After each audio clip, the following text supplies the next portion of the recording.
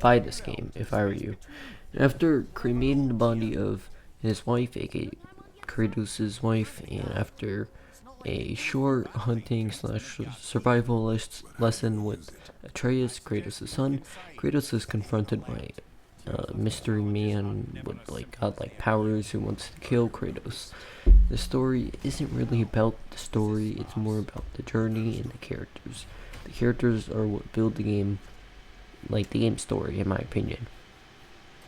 Kratos is always yelling at Atreus for messing things up and is trying to teach Atreus lessons while still trying to learn how to be a father. While now onto gameplay, I guess. Overall, the story, why I went so quick about it, because more about the journey, and you should really play it yourself. Now onto the gameplay. The gameplay is brutal. You can feel every hit and ability you use. All the abilities are great and feel great. Spoilers for the second weapon. Kratos has his axe and then his blade. All of them are honestly really fun. And Kratos' blades you have to use for certain enemies, and his axe for certain enemies at the end of the game, and it's a lot of fun. The enemy variety is pretty good. The sub bosses are just reskins. They all kind of they're fun to fight twice, but then they get super repetitive. But the main bosses are great and a lot of fun. There are also puzzles and skill trees for Atreus and Kratos.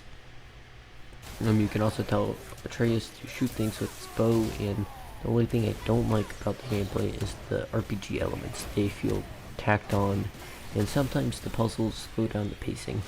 The verdict is, this game's amazing. It's easily 9 out of 10. The story is good. It's so good, and the pacing's really good. Besides when there's puzzles, the puzzles are fun, but sometimes they can slow down the pacing, and the gameplay never gets boring, and the content in the game is also very good, with a lengthy campaign, at least 20 hours minimal, you know, and then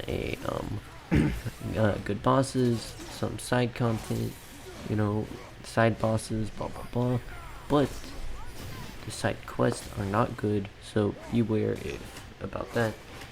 But just for the main story alone, it is worth your purchase of whatever.